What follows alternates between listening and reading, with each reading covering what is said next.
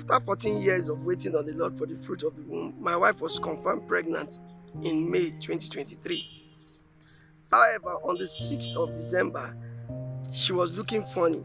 So I decided to take her to the hospital. That day, I noticed I was feeling somehow.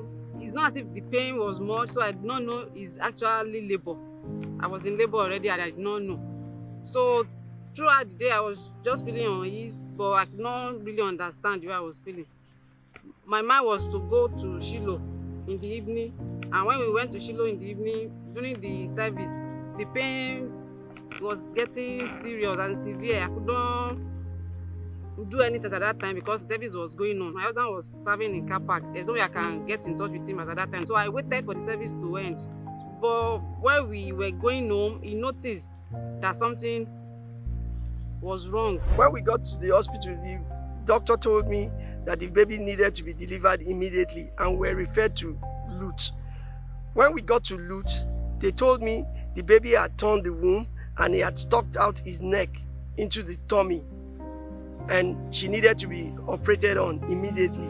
They also said they would do everything to save the baby, but for my wife, they could not guarantee her survival. She was rolled in immediately, and after 2 hours, they called me to come and see the baby, but at this point, the baby had passed on.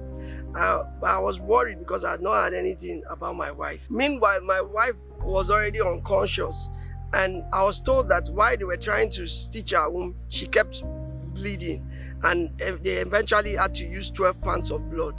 They also called in other specialists. There were some to take care of her intestine, some to take care of her liver and her kidney in order to save her while they were still operating on her. But eventually, she died. She was left dead for hours. Then the chief surgeon came in and said, this woman must not die. She said she could still feel some element of life in her, that she needed to be taken to the ICU. But however, if within 48 hours, she doesn't jack back to life, that means she's gone. Meanwhile, I've been praying, but this time I reminded God of our kingdom stewardship in his vineyard.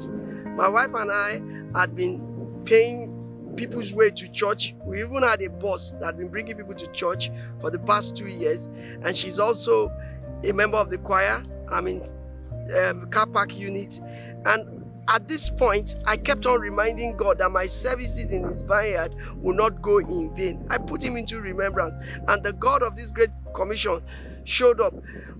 Something they told us 48 hours, if she doesn't jack back to life, that means she's gone. But within 24 hours, my wife jacked back to life.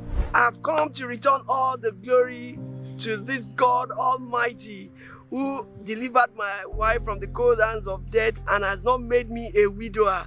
To him alone be all the glory.